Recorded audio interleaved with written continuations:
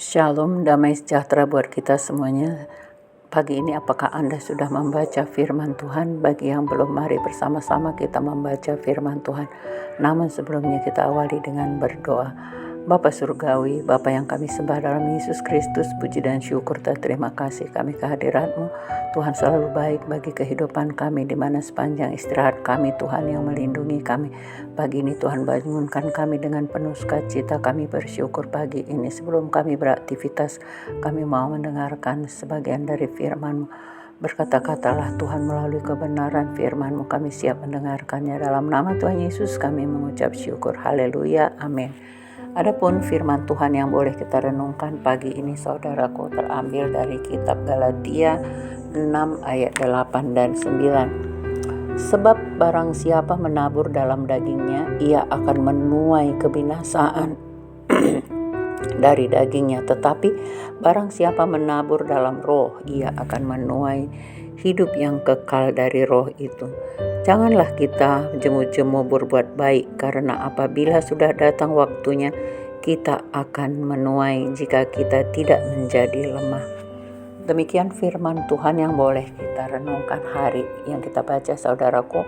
Hari ini kita lihat ada dua bagian yang perlu kita perhatikan, yakni keinginan daging dan keinginan roh. Kita tahu bahwa keinginan daging itu bertentangan dengan keinginan roh. Kalau orang yang hidup dalam dagingnya, dia tidak layak di dalam kerajaan Allah. Nah, hal ini bisa kita baca firman Tuhan yang mengatakan bahwa kalau kita hidup di dalam daging, maka kita tidak akan beroleh kehidupan yang kekal. Mari kita baca di Galatia 5 ayat 19 berkata, perbuatan daging telah nyata, yaitu percabulan, kecemaran, hawa nafsu, penyembahan berhala, sihir, perseteruan, perselisihan, iri hati, amarah, kepentingan diri sendiri, percideraan, roh pemecah, kedengkian, kemabukan, pesta pora, dan sebagainya. Terhadap semuanya itu kuperingatkan kamu, seperti yang telah kubuat dahulu, bahwa barang siapa berlakukan hal-hal yang demikian, ia tidak akan mendapat bagian dalam kerajaan Allah. Nah, itulah yang dikatakan Rasul Paulus di sini di kitab Galatia ini tadi, saudaraku, bahwa keinginan daging itu tidak mendatangkan tidak dapat masuk ke dalam kerajaan Allah, karena memang keinginan daging itu akan membawa maut dan kebinasaan. Sedangkan keinginan roh, nah tadi sudah kita baca di Galatia 6 ayat 8 tadi. Mari kita lihat lagi ayat 8. Sebab barang siapa menabur dalam dagingnya, ia akan menuai kebinasaan. Itu yang pertama tadi, saudaraku. Tetapi barang siapa menabur dalam roh, ia akan menuai hidup yang kekal dari roh itu.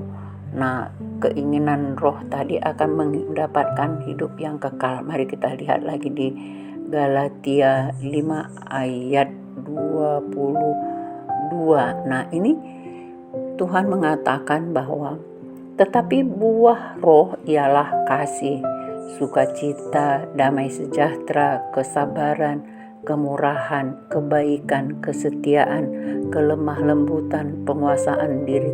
Tidak ada hukum yang menentang hal-hal itu. Nah, itu dia, saudaraku, yang disampaikan oleh firman Tuhan, bahwa kalau keinginan daging membawa kebinasaan dan tidak akan pernah masuk ke dalam kerajaan Allah. Nah, sedangkan keinginan buah-buah roh itu tadi adalah semuanya yang mendatangkan kebaikan. Ya, jadi kita sudah membacanya tadi. Tentunya lebih banyak hal-hal kedagingan tadi, saudaraku. Jadi kedagingan itu bertentangan dengan keinginan roh. Jadi mana yang kita pilih? Apakah kita masih hidup di dalam daging atau kita sudah hidup di dalam roh? Mari koreksi hatimu, saudaraku. Kita bisa mengoreksi diri kita sendiri. Apakah kita masih selalu marah, masih ada dengki, masih ada benci, dan seterusnya. Nah, ini adalah bagian dari kedagingan. Tetapi kalau buah roh itu ada penguasaan diri ya, kemudian ada damai sejahtera, kesabaran, sukacita.